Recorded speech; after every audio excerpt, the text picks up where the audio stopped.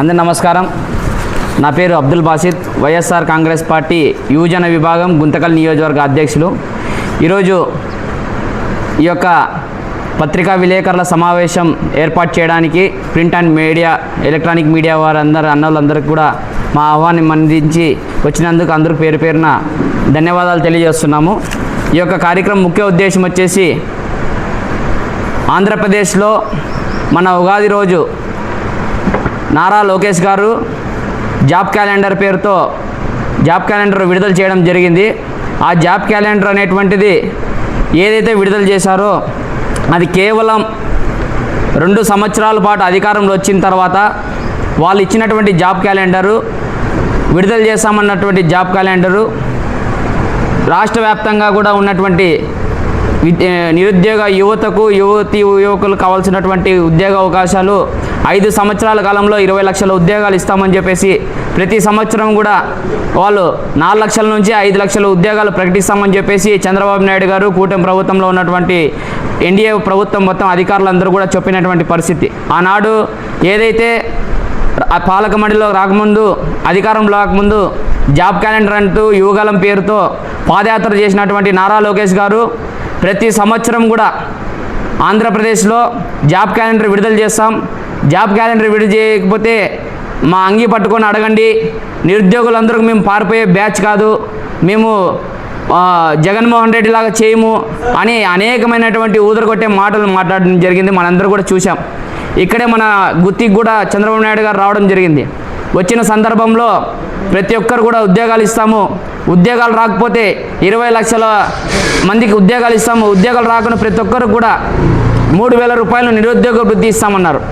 ఈరోజుకి దాదాపుగా 1 నెల గడిస్తే 2 సంవత్సరాల కాలం అవుతుంది అధికారంలోకి వచ్చి.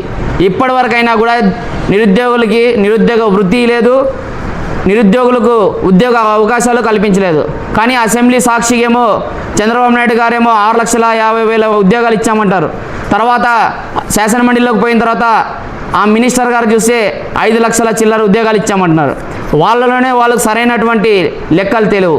ఏదైనా అడిగినారంటే మాలాంటి ప్రతిపక్షంలో ఉన్నటువంటి వైఎస్ఆర్ కాంగ్రెస్ పార్టీ నాయకులు ఎవరైనా కూడా ప్రశ్నిస్తే వారి యొక్క డైవర్షన్ పాలిటిక్స్ తీసుకురావడము, ఆ డైవర్షన్ పాలిటిక్స్ తీసుకొని వచ్చిన తర్వాత వాళ్ళపైన అనవసరమైనటువంటివి మాటలు మాట్లాడడం తప్ప ఈ కూటమి ప్రభుత్వం ఏది కూడా చేయడం లేదు. మనందరూ కూడా చూస్తున్నాం. అధికారంలోకి రాకముందు అనేకమైనటువంటి హామీలు ఇచ్చారు. అధికారం వచ్చిన తర్వాత హామీలన్నిటి కూడా పక్కన పెట్టారు.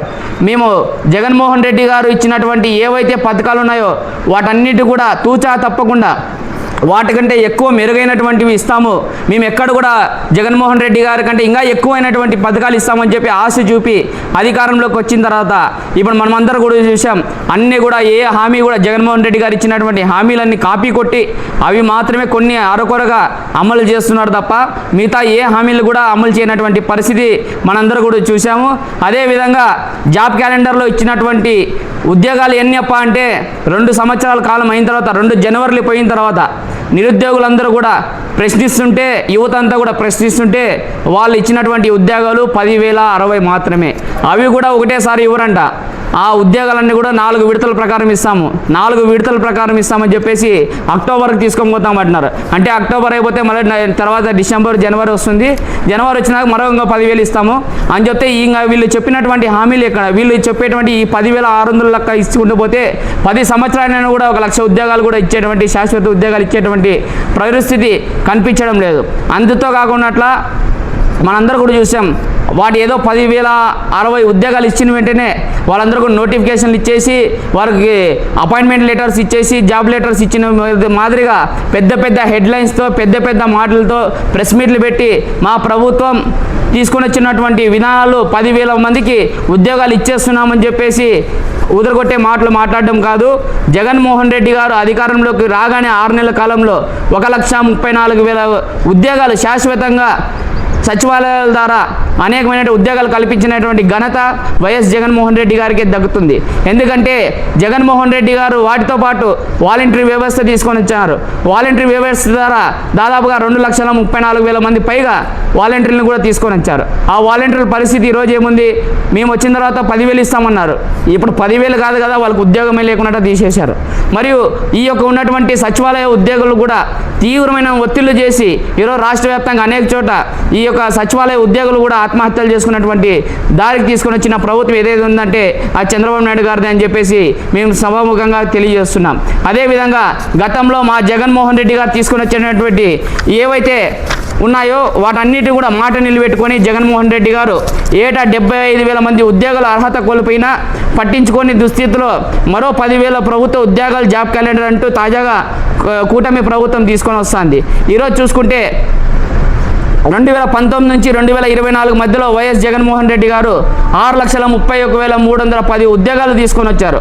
నేడు కేవలం 2 సంవత్సరాల కాలంలో వీరు తీసుకొని వచ్చినటువంటి ఉద్యోగాలు ఏవైనా ఉంటే జాబ్ క్యాలెండర్ ద్వారా కేవలం 10,000 ఉద్యోగాలే, అవి కూడా శాశ్వతంగా వచ్చేటువంటి పరిస్థితులు కూడా లేదని మనకు స్పష్టంగా కనిపిస్తుంది.